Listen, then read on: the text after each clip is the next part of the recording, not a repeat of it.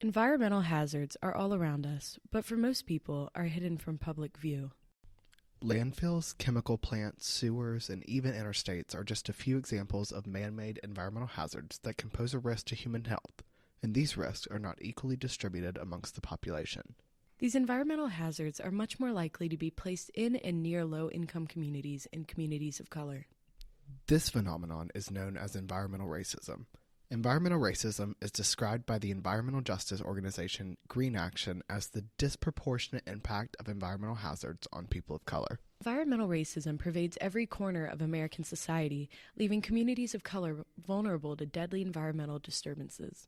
From the catastrophic damage of Hurricane Katrina to the health problems caused by the Flint water crisis, environmental racism is all around us and has real consequences for the people who live with it. There are many examples of environmental racism right here in Winston-Salem, but perhaps the most visible one happened this year. On the evening of January 31st, 2022, a fire erupted at the Weaver Fertilizer Plant just over a mile from Wake Forest campus. The neighborhoods that surround the plant are overwhelmingly low-income and African-American neighborhoods. The blaze caused around 6,500 of these residents to be displaced temporarily, causing economic hardship for many who had nowhere to go. Beyond the difficulties caused by being temporarily displaced, there are an array of public health implications for the community, from air pollution caused directly from the chemicals released into the air to water pollution caused by runoff from water used to quench the fire. Residents could be feeling the effects of this fire for years to come.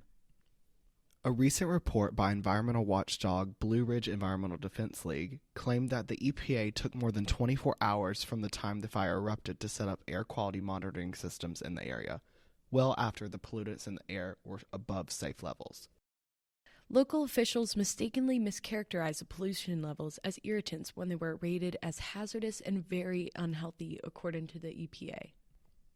According to the World Health Organization, the toxins that were released into the air from the fire can cause significant lung damage, cardiovascular problems, and even cancer. Instead of assessing the risk of air pollution, evacuations were based on the threat to an area from the potential explosion, leaving thousands of people in place who were still vulnerable to the toxins in the air. The Blue Ridge report suggests that much more attention should have been given to the air pollutants released by the blaze. It could be years before the potential health problems arise amongst the population, and the effects of these pollutants go far beyond just the air quality during the fire. Over 4.1 million gallons of water were used to extinguish the blaze and became contaminated from the chemicals in the plant. Although the city made efforts to capture as much as runoff as possible, it is extremely likely that the contaminated water was able to escape. With the many natural water features in the area, including the streams that make up the Petey Yadkin River Basin, there is the potential that these chemicals could have negative impacts on the area. There is even concern that the chemicals could have flowed downstream through South Carolina to the Atlantic Ocean. When these chemicals are present in water, they have the potential to harm wildlife and even make people sick. Plants containing these chemicals should not be placed near residential areas, yet they often are. Let's be crystal clear. Plants with the potential to create environmental hazards like this are often placed deliberately in or near poor communities of color.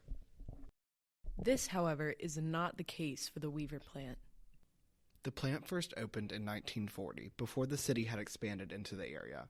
The presence of the plant made the areas around it undesirable, and in return they were developed mostly for low-income housing that was overwhelmingly consumed by African Americans.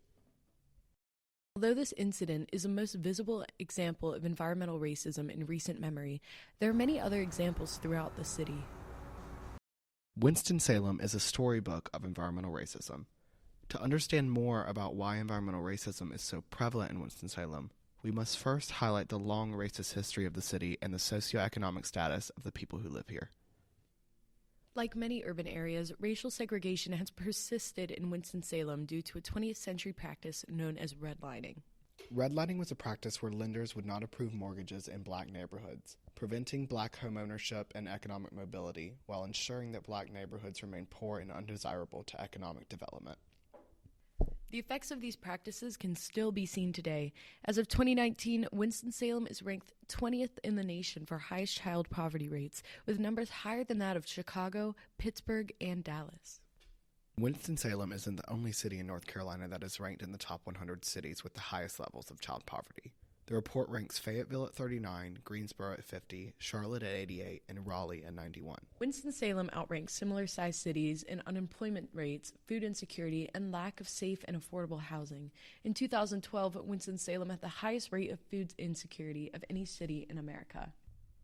The risk factors and outcomes of the poverty in Winston-Salem disproportionately affect children, women, and minorities. And this doesn't end with Winston-Salem. Throughout the state of North Carolina, landfill placement, concentrated animal feeding operations, and toxic waste disposal sites are placed in areas with higher levels of poverty, which also disproportionately affects the aforementioned groups.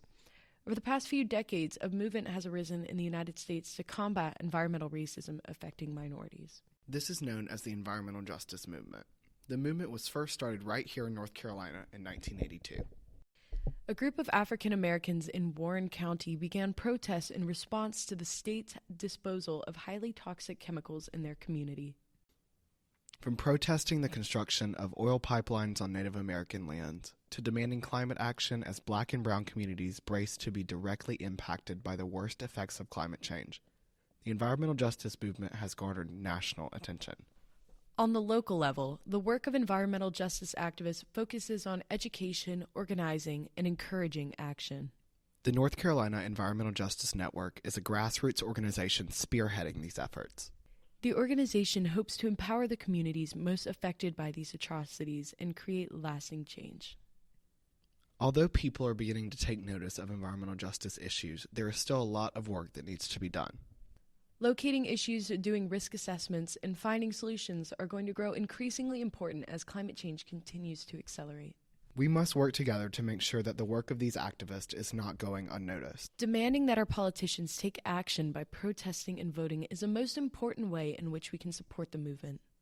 Organizations such as the League of Conservation Voters and the Sunrise Movement provide lists of eco-friendly political endorsements as well as ways in which you can reach out to your senators. A variety of petitions are also available on these websites. Getting involved in the fight against environmental racism is easy, and we all must do what we can to make this world slightly better than it was the day before. The fight for environmental justice will last for the rest of our lives, and every voice raised brings us one step closer to changing the world.